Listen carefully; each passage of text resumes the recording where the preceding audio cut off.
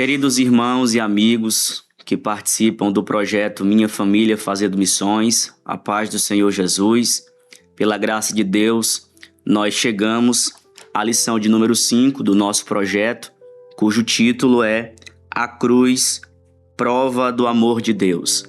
Eu quero lhe convidar a abrir a palavra de Deus, a Bíblia Sagrada, em Romanos capítulo 5, versículo 8, que diz assim: Mas Deus prova o seu amor para conosco, em que Cristo morreu por nós, sendo nós ainda pecadores.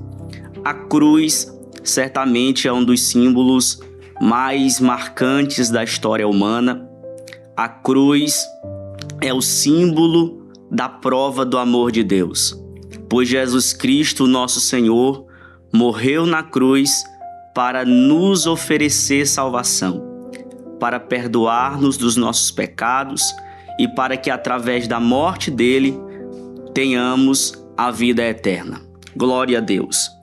Nós temos algumas perguntas a fazer quando lembramos da cruz de Cristo.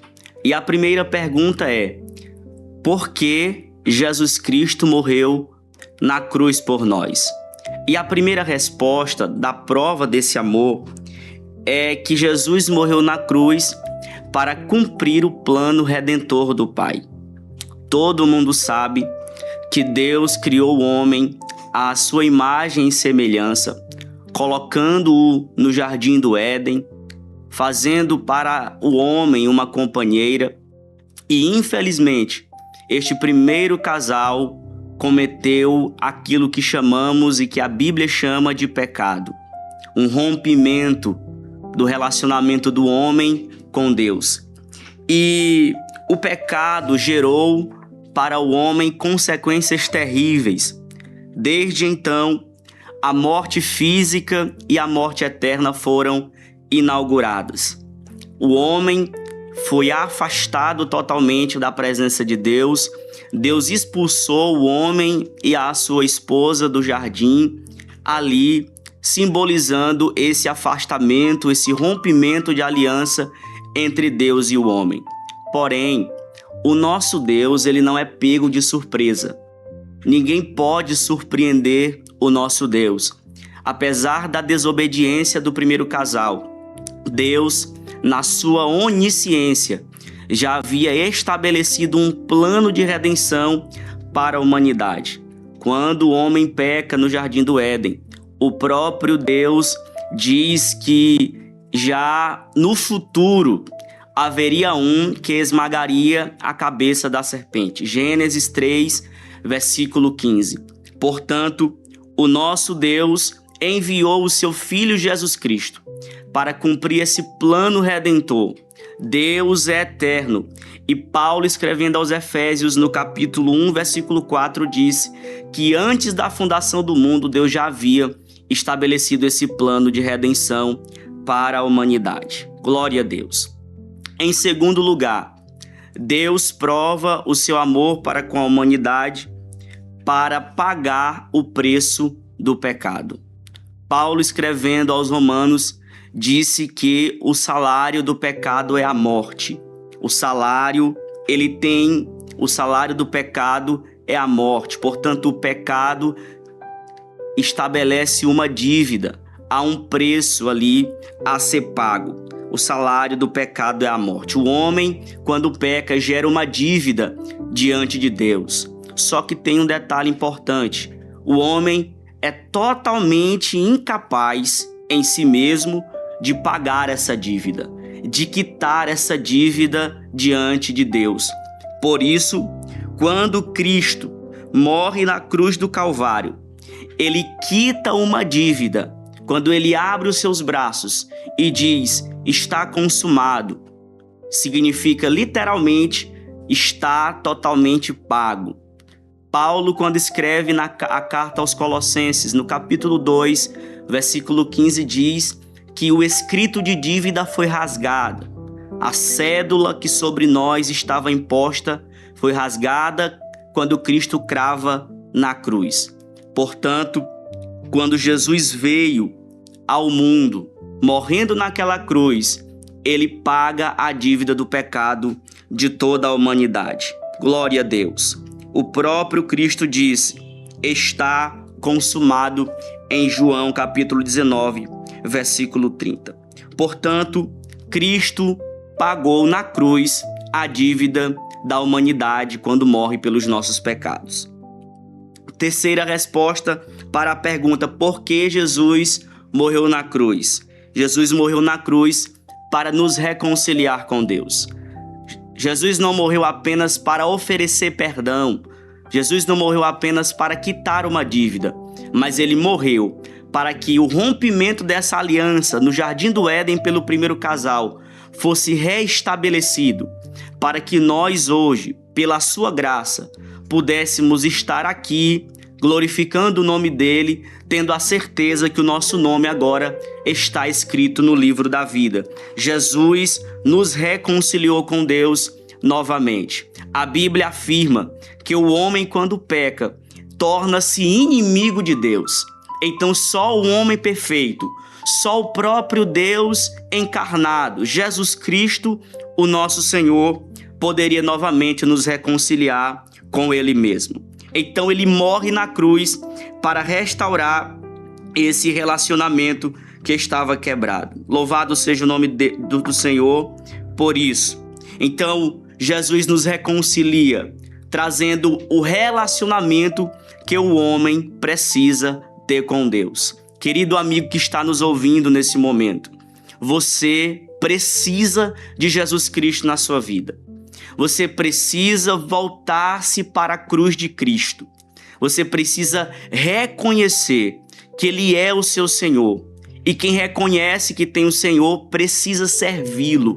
Por isso, nessa oportunidade, meu amigo, nós queremos fazer um convite para você, para que você arrependa-se dos seus pecados e para que você deleite-se no amor de Deus provado na cruz do Calvário por nosso Senhor e Salvador Jesus Cristo. Mas em segundo lugar também, nós precisamos entender o significado do sacrifício de Cristo na cruz e da ressurreição. No Antigo Testamento, antes do Senhor Jesus Cristo se encarnar, o povo, quando queria que os seus pecados fossem remidos, pegava um animal perfeito, um animal da melhor espécie, levava ao sacerdote.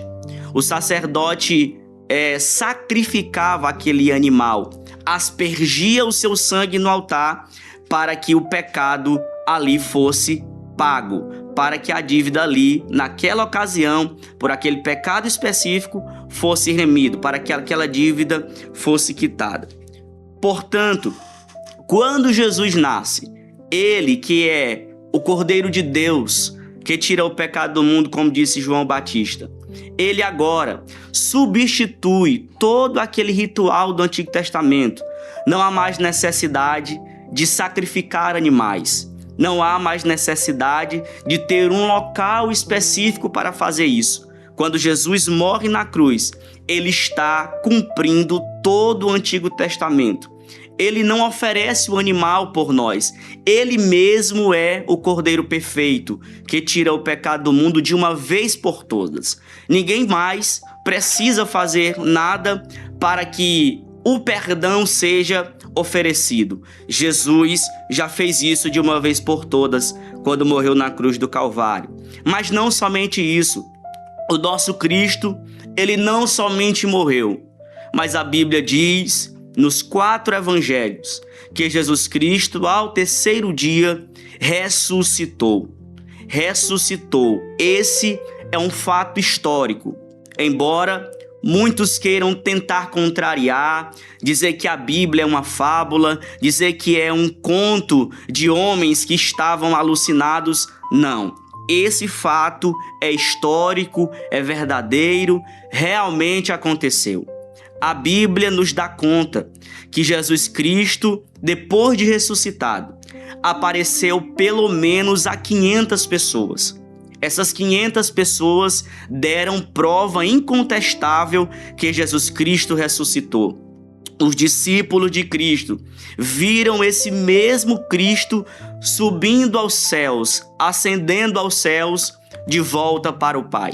E nessa ocasião, o Senhor Jesus Cristo disse que voltaria outra vez. Portanto, meu amigo, não duvide do sacrifício de Cristo e não duvide da sua ressurreição. Ele ressuscitou, ele está vivo, o túmulo está vazio e ele voltará para nos buscar. Se você for em outras religiões, os grandes nomes dos homens que são considerados deuses das outras religiões, todos eles estão mortos.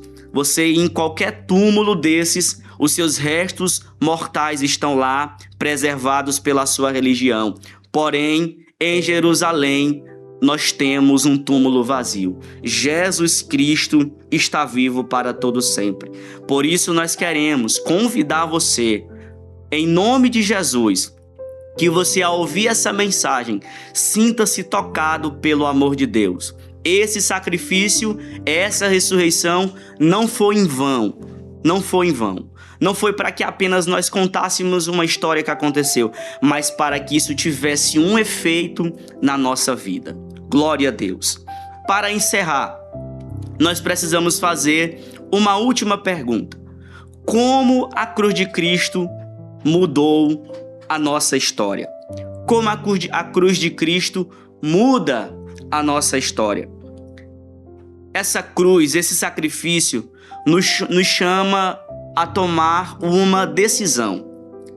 Essa decisão é a decisão mais importante que alguém deve tomar na sua vida, de aceitar o Senhor Jesus Cristo como seu único e suficiente Salvador. Paulo, escrevendo aos Coríntios, na segunda carta, capítulo 5, versículo 17, diz que aquele que está em Cristo é uma nova criatura. As coisas velhas se passaram, eis que tudo se fez novo. Quando alguém decide no seu coração, impulsionado pelo Espírito Santo de Deus, aceitar a Ele como Salvador, existe uma transformação extraordinária. Meu amigo, não importa como você viveu até o dia de hoje, Deus é poderoso para perdoar os seus pecados. Deus é poderoso para escrever o seu nome no livro da vida. Deus é poderoso para salvar a sua alma. Deus é poderoso para mudar a sua história. Não pense você que você foi criado para viver de forma ambulante, com os seus próprios prazeres, tomando as suas próprias decisões da maneira que você achar melhor. Deus não lhe criou para que você vivesse uma vida sem sentido. Deus lhe criou para que você pudesse o adorar. A vida do ser humano, a nossa vida, só faz sentido quando a gente compreende essa mensagem da cruz e decidimos viver totalmente para a glória do Senhor Jesus Cristo. Deus, nessa oportunidade, está lhe oferecendo, meu amigo, um novo começo, uma nova oportunidade, uma nova chance, um novo caminho, um novo destino. O destino é o céu, é a vida eterna, é a vida de pleno gozo. Se você tem vivido uma vida aparentemente feliz, não se engane com isso. A vida plena, a vida verdadeira, a vida que faz sentido, a felicidade verdadeira está em reconhecer que Jesus Cristo é o seu Senhor. Por isso, guarde essa palavra no seu coração. A cruz de Cristo ainda hoje continua falando. Ela chama cada pessoa a se arrepender, a mudar de vida e a aceitar a Cristo como seu único e suficiente Salvador. Essa decisão é pessoal. Um familiar não pode levar outro familiar para o céu. Eu, que aqui vos falo, não tenho poder de levar você para o céu. A decisão é pessoal. Pense nisso, reflita nisso. Aceite a Cristo agora mesmo como seu Salvador e verás o efeito da cruz na sua vida. A Bíblia diz que todo aquele que crê em Cristo recebe uma nova história. Bendito seja o nome do Senhor Jesus Cristo. Deus está nos chamando nessa oportunidade para nos deleitarmos aos pés da cruz de Cristo. Deus provou o seu amor para conosco na cruz do Calvário, quando entregou o Senhor Jesus Cristo por nós. Louvado seja o nome do Senhor para todos sempre. Eu quero chamar você, em alguns minutos, nesse último minuto que nos resta, a fazer uma oração aí onde você está. Feche os seus olhos, oremos ao Senhor nosso Deus. Maravilhoso Deus e eterno Pai, nós te louvamos por esta oportunidade de refletirmos, de lembrarmos do teu amor. O amor perfeito, o amor suficiente, o amor que nos constrange, um amor de verdade, um amor que ninguém pode nos oferecer. Só o Senhor pode oferecer o amor verdadeiro, o amor pleno, o amor provado na cruz do Calvário pelos nossos pecados. Senhor, obrigado pela redenção, obrigado por nos provar diariamente que nos ama. Nós somos pecadores, nós não merecíamos o teu amor, mas mesmo assim, o Senhor decidiu nos salvar. Mesmo assim, o Senhor planejou, executou e aplicou o plano da redenção na nossa vida. Senhor, eu oro por cada família do projeto Minha Família Fazendo Missões. Abençoe cada lar, Senhor. Que cada família compreenda a necessidade da sua alma de te servir como Salvador, de te aceitar como Salvador. Deus, eu creio no poder da palavra. Eu creio nos efeitos que a tua palavra provoca no coração do homem, na transformação que o teu Espírito opera por meio da palavra no coração do homem. Deus, em nome de Jesus, que esta palavra venha produzir frutos para a glória do teu nome. Nós te pedimos, nós te agradecemos em nome de Jesus. Amém. Deus te abençoe em nome de Jesus. Minha família faz